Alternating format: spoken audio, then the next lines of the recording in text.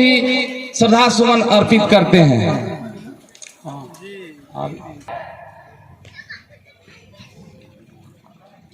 कुलपति हमारे गार्जियन,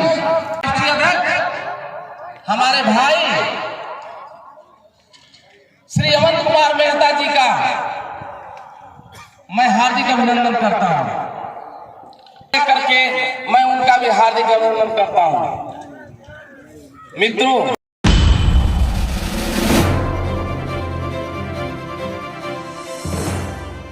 आज आए हुए हैं, क्या उद्देश्य है सर महासम्मेलन कराने का? महासम्मेलन कराने का उद्देश्य है कि पूरा समाज जग रहा है और सारे तमाम राजनीतिक पार्टियों के चेहरे पर हवाइयाँ उड़ी हुई हैं। और हम लोग 3 भाई देख रहे हैं। हमारे बगल में हमारे छोटे भाई अमन मेहता जी बैठे हैं।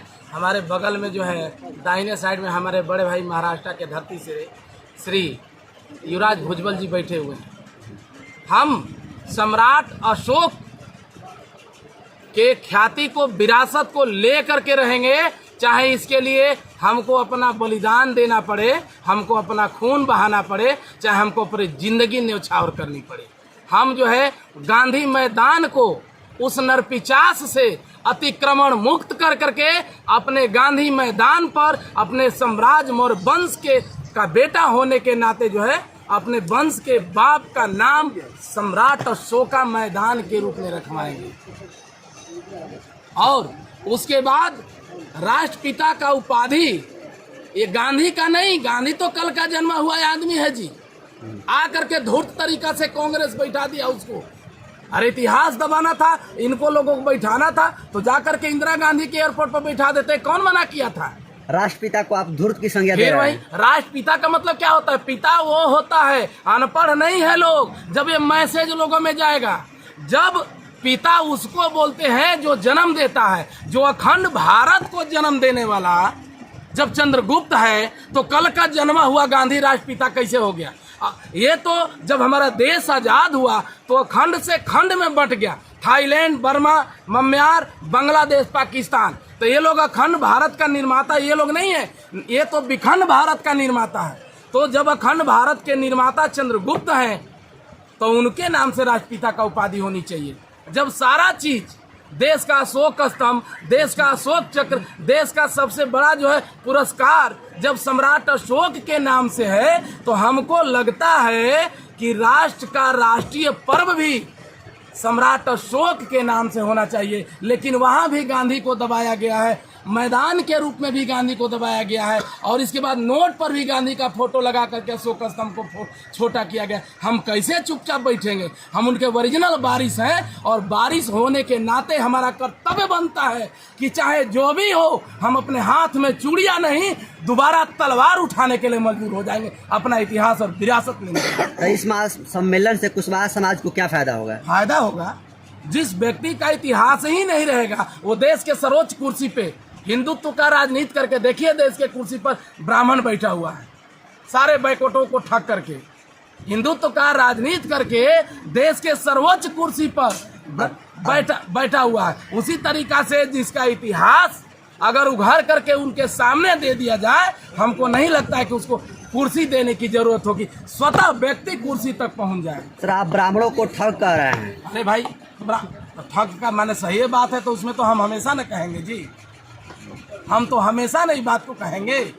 जो सही है, जो गलत है वो गलत है, होना चाहिए। ऐसा तो कुछ नहीं लगता कि अब राजनीति में आने के लिए सब कर रहे हैं। भैया, राजनीति का बात क्या है? हम सम्राट अशोक के विरासत का बात करें। हमने कभी आप लोगों के सामने वोट मांगा है?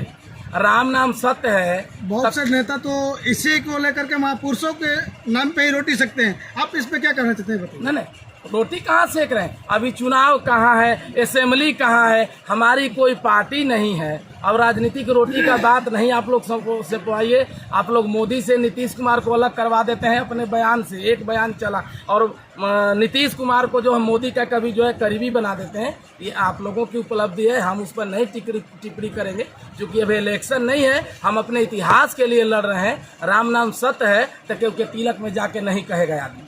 नहीं तो दूसरा व्यवस्था आदमी लगेगा करने। अभी हम अपने विरासत के लिए लड़ रहे हैं। अब विरासत के लिए लड़ने वाला व्यक्ति अगर लोगों को लगने लगा क्या लगता है इससे सम्मेलन से इससे ऐसे कार्य करने से आपकी विरासत बच सकता है? काहे नहीं बचेगा, आवाज उठने लगेगा, लोगों में जागरूकता आएगा और लोग उभर करके सपोर्ट करेंगे और दोबारा सम्राट अशोका के नाम से दोबारा इतिहास खोया हुआ वापस आएगा। और जब खोया हुआ इतिहास वापस आएगा तो मौर्यवंशी को अपना जो है अपना वैल्यू नजर आएगा। और जब अपना वैल्यू नजर आएगा तो पूरा ताकत के साथ वोटिंग करेगा और जो वोटिंग करेगा तो देश के सर्वोच्च कुर्सी पर पहुंचेगा। स्टेट का बात क्या है सर? कुशवाहा समाज का इतिहास जो है गौरवपूर्ण रहा है, लेकिन आज यही कुशवाहा समाज जो है राजनीति की मुख्य धारा से नहीं जुड़ पाया है। न तो नहीं जुड़ पाया है, बोल तो रहे हैं कि आज तक जितने भी समाज के जो लोग थे वो लोग केवल जो है कुर्सी बचाओ मतलब काम कर रहे थे। हम लोगों को कुर्सी बचाओ नहीं, टीका टिप्पणी नहीं, हम लोगों को जो है अपनी विरासत बचाना है। अब विरासत बच जाएगा तो स्वतः व्यक्ति, जिस व्यक्ति का इतिहास जग जाता है वो कौम जग जाता है। और जो कौम जग गया हमको लगता नहीं है कि फिर उसको किसी चीज के लिए जगाना पड़ेगा। आपकी लड़ाई कहाँ तक जाएगी सर? जी, आपकी लड़ाई कहाँ तक जाएगी? हमारी लड़ाई तब तक जारी रहेगी, अनवरत जारी रहेगी। जरूरत पड़ा तो नेपाल के बॉर्डर से लेकर कन्याकुमारी से लेकर के पश्चिम बंगाल तक हम लड़ाई लड़ेंगे, क्योंकि अखंड भारत के निर्माता हमारे मौर्यवंश के सबसे बड़ा प्रतापी सम्राट अशोक थे। क्या आप आने वाले समय में पार्टी ज्वाइन करेंगे? देखिए फिर वही बात, अब जब कब क्या होगा तब तक आदमी जिंदा रहेगा कि मरेगा। अभिमन भाई आपसे बोले ना, कुल मिलाकर रही है कि कुशवाहा महासम्मेलन से हम अशोक सम्राट की घर घर में स्टैचू और इसके कार्य करना चाहते हैं कि ताकि आने वाले समय में कुशवाहा समाज से ही भारत खंड। जी जी, और कुशवाहा से सम्राट अशोक को जोड़ करके आप लोग नहीं देखिए, ये विश्व सम्राट, यहाँ गोजर से लेके कौआ तक वो सारा सम्राट अशोक का वंशज है जो इस भारत वर्ष के अखंड भारत वर्ष के धरती पर जो रहता है। उन सारा लोग का ये भारत है। सम्राट अशोक का अशोक स्तंभ सबके लिए है, एक मुसहर से लेकर के एक पंडित जी तक, एक मुस्लिम से लेकर के एक यादव तक, किसी व्यक्ति विशेष के लिए नहीं है।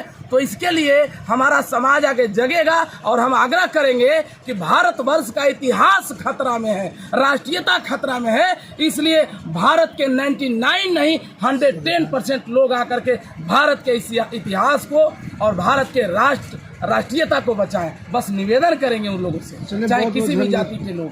बहुत बहुत धन्यवाद।